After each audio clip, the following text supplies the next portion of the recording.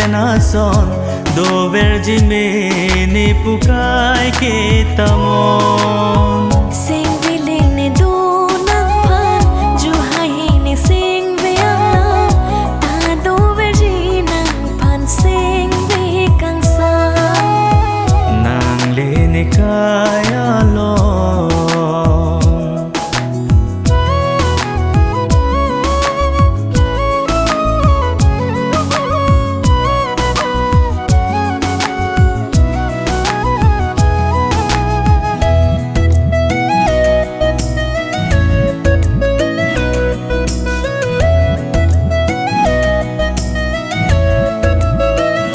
kamun thi dam kai ke ta ni nan pha moar ni si ke juji puala run me ka boche ala bajir me ji punang phan rani me nika chong honga nang peng ke che tong bo ni sing vi ta rong bo bon ta ni sing vi alam ju ji ko so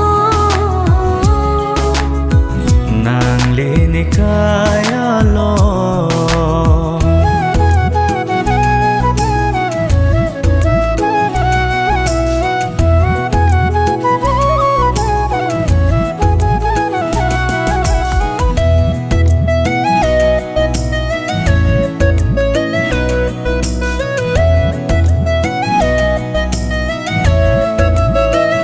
sing kana phi sing kan ki mi lewa ne sing we che la ro ne that khang ja la kang hone the alam juji puan si nang phan par bom lo a sing kan kang ho na me lor ke do vergi la ne long bi ni kai ding thi do don tik so apir the nang le ni kaya long kai ke milur benason do vergi me